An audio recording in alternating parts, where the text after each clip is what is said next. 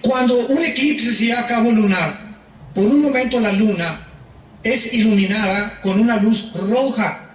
Por eso se llaman lunas de sangre, que es cuando la Tierra tapa la luna. Entonces, este es el Sol, esta es la Tierra y aquí está la luna. Entonces, la Tierra se pone enfrente del Sol y ya el Sol no enfrenta a la luna, se hace un eclipse lunar. Pero el Sol sigue mandando sus rayos, que van, como la Tierra es redonda, que hacen estos los rayos del Sol, y la atmósfera hace que la luna se vea roja.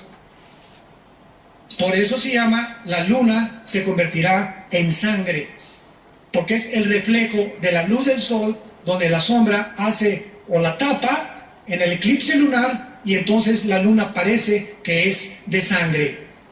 Entonces, un eclipse lunar, a los que les interese ir llevando este estudio, en la astronomía se conoce como luna de sangre, y se lleva a cabo cuando la luna es cubierta totalmente, como dijimos, por la sombra de la Tierra, lo cual, escuchen, cada vez que pasa este fenómeno, que ha sucedido 4 desde hace 2000 años, es un mal presagio para Israel. Es un mal presagio para Israel. El primero fue cuando Cristo murió. El segundo fue en el año 70, cuando los judíos fueron expulsados y dispersados por todo el mundo. Después vino el tercero en 1967, en la Guerra de los 6 días. Pero en estas tétradas, se llama tétrada, cuando hay 2 lunas de sangre y 2 lunas de sangre en el mismo año. Ahorita lo voy a explicar con más detenimiento. Entonces, una tétrada, la palabra tétrada significa 4 cosas que tienen relación o están vinculadas entre sí. Es lo que el diccionario nos dice de Webster, que una tétrada es cuando 4 cosas están vinculadas entre sí. Ahora, pongan atención. Este año y el año que entra va a haber 2 tétradas que no habían habido, y estas están ya confirmadas por la NASA. Métete a la página de la NASA y están confirmadas. Pero lo interesante de esto es que este año estas tétradas o estos eclipses lunares se van a llevar en abril, en el día de la Pascua de Israel, y en septiembre, en el día de la fiesta de los tabernáculos.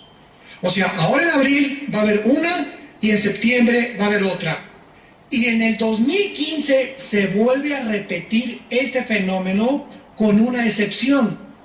Otra vez, en abril del 2015, se repite otra vez el eclipse lunar en el día del Pesaj, o la Pascua judía, y otra vez en septiembre en la fiesta de los tabernáculos. Pero en 2015, en medio, va a haber un eclipse solar.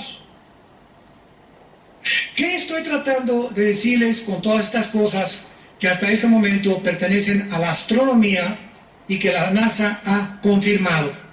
Muy bien, aproximadamente cada 500 años antes aparecía una tétrada de eclipses lunares, conocidos como lunas de sangre.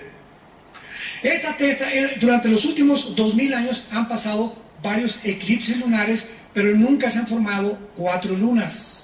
Nunca se habían formado las tétradas de 4 lunas desde 1967, la Guerra de los 6 días, desde que Cristo murió, cuando fueron expulsados de Israel los judíos, y hasta ahora en el 2014 y en el 2015.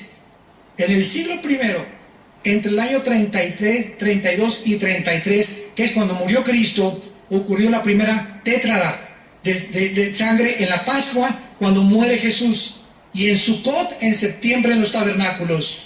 La NASA, escuchen esto, ha dicho que una serie de 4 lunas de sangre consecutivas en más de 500 años van a suceder.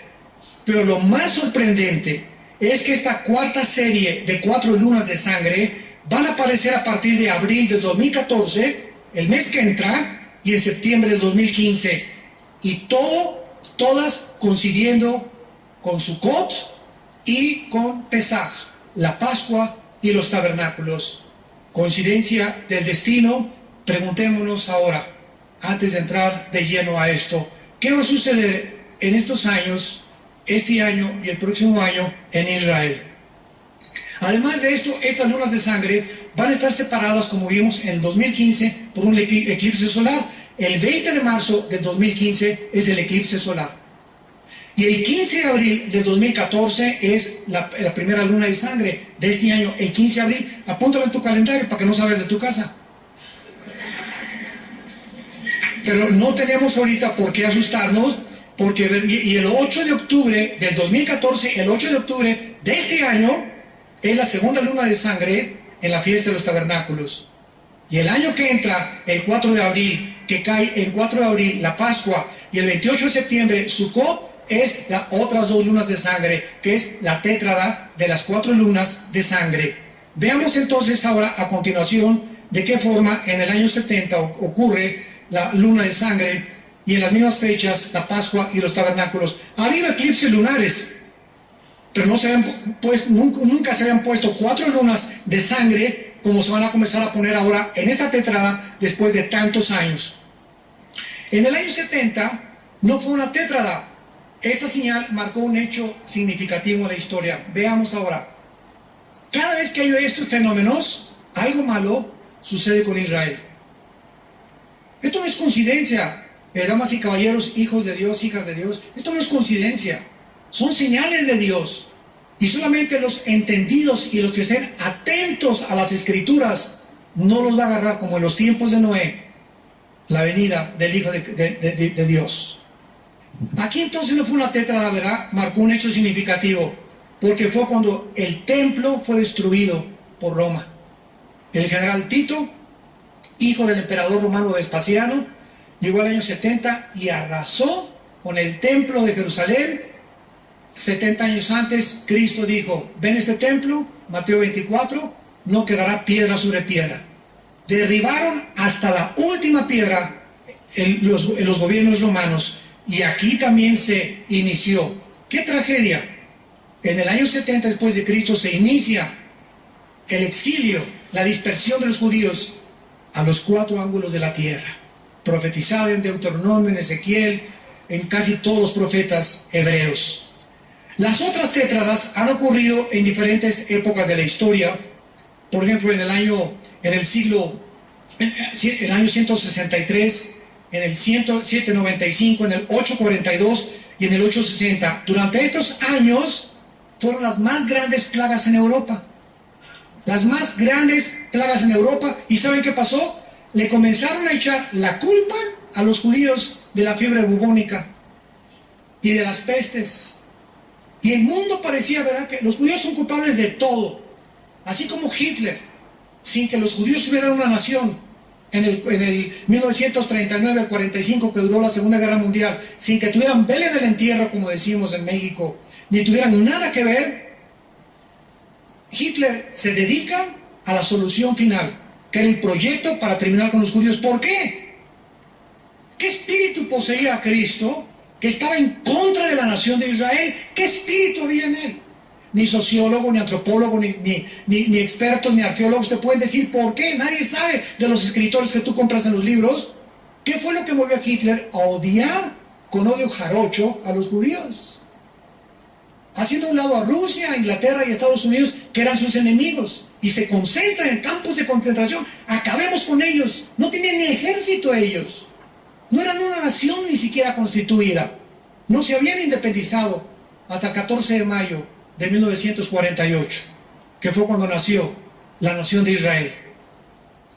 En el año 1492, ¿qué pasó? Estudiantes, Cristóbal Colón descubre América, pero en 1492 ocurre una tétrada de lunas de sangre, que es cuando los judíos son expulsados de España.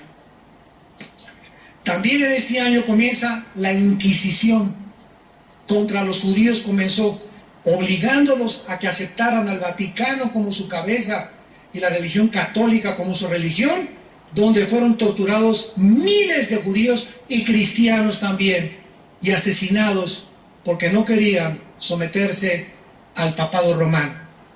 Transcurrieron 455 años para la siguiente tétrada, en 1949 y 50, cuando los judíos, cuando se establecieron como Estado de Israel, fueron inmediatamente atacados por más de 4 o 5 naciones árabes.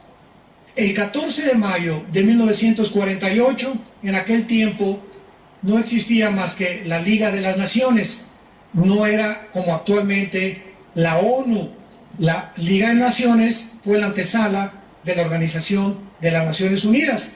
Y en 1945, cuando acabó la Segunda Guerra Mundial, la Liga de las Naciones votaron, después de horrorizarse de lo que Hitler había hecho con millones de judíos, más de 6 millones, que regresaran a su tierra.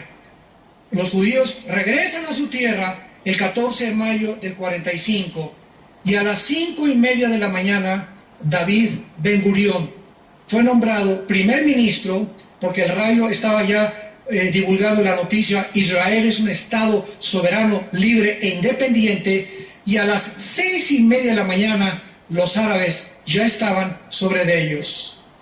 Apenas estaban comenzando a reagruparse ellos, no tenían ni armas, tenían pocos fusiles y pudieron repeler el ataque de los árabes. Fue cuando sucedió esta tétrada, que fue un presagio malo para Israel, bueno convertido por malo. Y el siguiente fue en junio de 1967. ¿Qué sucedió?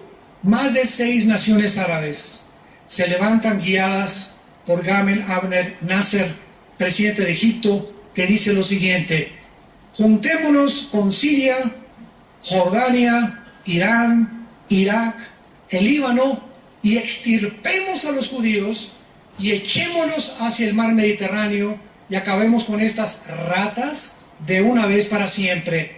Hitler les llamó ratones. Entonces, durante los primeros 48 horas de la guerra, que rodearon completamente, escuchen, casi 20 millones de árabes. Ahorita somos aquí, exactamente, veo que las sillas están llenas, somos 1.800 personas ahorita aquí en este auditorio, casi 2.000 personas. ¿Qué probabilidades tendríamos? En las matemáticas, en la ley de las probabilidades, somos 2.000 personas que se juntaran afuera, 100.000 personas armados, y tuviéramos nosotros 10 rifles. En la ley de las probabilidades, ¿qué probabilidades tendríamos de salir vivos? 10 a la 42ª potencia. Infinito. No habría la mínima posibilidad de salir vivos. Estas mismas posibilidades fueron las que se dieron en la guerra de los 6 días. No tenían la menor posibilidad los judíos de salir vivos. Pero no es con espada ni con ejército. Y lo necio de Dios escoge para avergonzar a los sabios, y no es con caballo el que prepara la batalla, ni para el jinete. De Dios es la victoria. En el tercer día de la guerra, un sargento israelí intercepta a un sargento iraquí de un tanque de guerra. ¿Y saben lo que hacen los judíos? Que hasta ahorita los judíos son los mejores pilotos del mundo de los F-16. Ni los americanos ahorita superan a los pilotos judíos. Son los mejores pilotos del mundo en aviones de guerra. Se suben a más de 7 o 8 aviones los judíos en el tercer día y vuelan a las 5:30 de la mañana, cuando estaban desayunando en Egipto. Todos los pilotos en un restaurante, y bombardean todos los aeropuertos de Egipto. Se van volados, ¿verdad? Porque pues Israel, si tú lo ves, es chiquitito, es como el estado de Jersey en Estados Unidos, es lo que Israel. Vuelan inmediatamente al otro lado y bombardean la aviación de las Sirias, de Jordania, y en menos de 10 horas los judíos acabaron completamente con la aviación de sus enemigos. En otras palabras, ellos tenían el dominio del aire. Por eso las guerras son un símbolo de la lucha de los cristianos contra las potestades de las tinieblas. Cuando nosotros gobernamos el aire con la oración, tenemos victoria abajo en la tierra.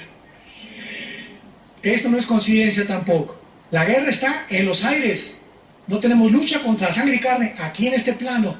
Nuestra lucha no es con ningún ser humano, ni contra tu suegra, ni contra tu exnovia, ni contra tu exesposo, ni contra tu exjefe, ni con la que te quiere hacer daño. Nunca veas a un ser humano como tu enemigo, sino los demonios que tiene esa persona que te quieren destruir y atormentar a ti.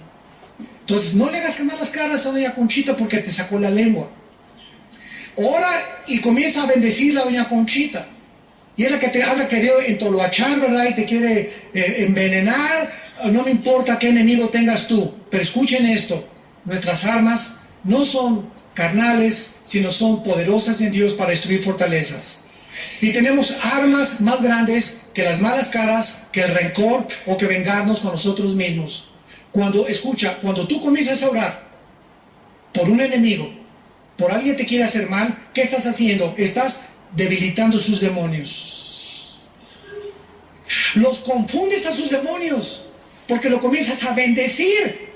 ¿Qué creen que Cristo solamente lo digo por decirlo? Bendigan a sus enemigos y no se vengan por ustedes mismos. Hay una razón poderosa espiritual de cada frase y de cada lección que Cristo nos da. Cuando Jesús dice, oren por sus enemigos, es porque la oración vuela algo en el espacio, es energía espiritual que llega y ataca, son como misiles a los chamucos de doña Conchita, o de tu suegro, de tu cuñado, de la persona que te quiere hacer mal, y la comienzas tú a bendecir. Entonces se confunden los demonios y no te pueden atacar.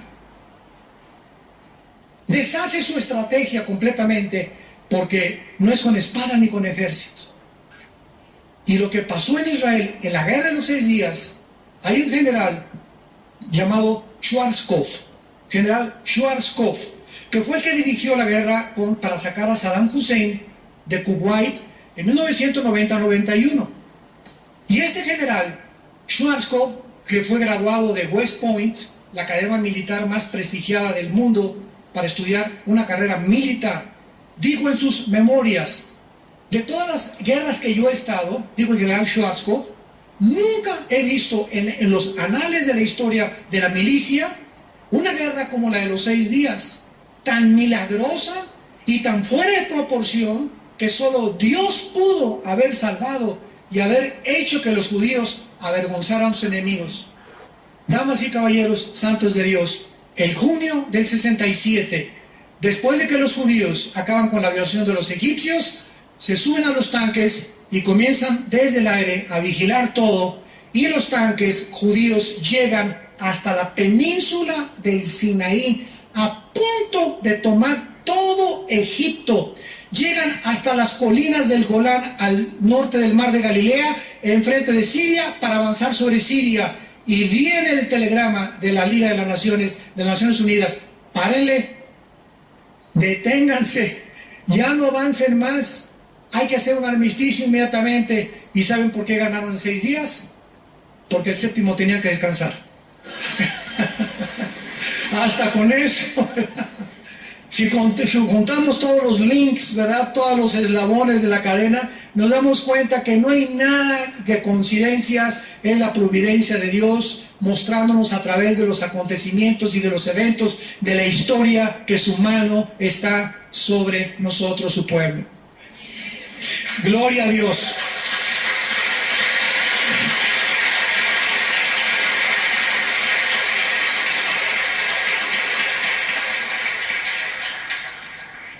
Entonces, la Liga de las Naciones les dice a los judíos: párense, y llegan a las colinas del Golán, que ahorita las colinas del Golán siguen en posesión y en control de los judíos. Es la frontera con Siria.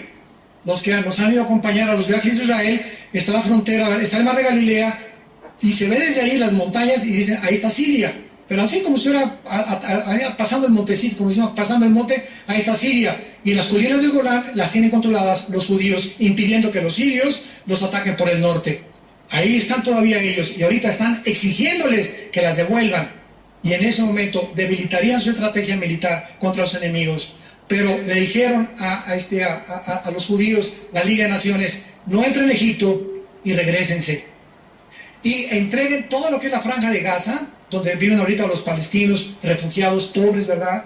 Y les amamos y los bendecimos a ellos, ¿verdad? No es el pueblo, sino el gobierno que tienen, porque esa gente está sufriendo por causa del gobierno que no quiere hacer la paz y quieren a fuerza conquistar y vivir en Israel para echarlos al mar Mediterráneo. Ahí es donde las Naciones Unidas les acordaron que pudieran, de acuerdo a un decreto, poder vivir en paz. Y ahora tiene ya Jericó, todo lo que es el Banco Oriental, también los palestinos, ahí están ya dentro de la tierra de Israel. Y Jerusalén, el general Moshe Dayan, en la guerra de los 6 días, tomaron Jerusalén, después de casi 2000 años.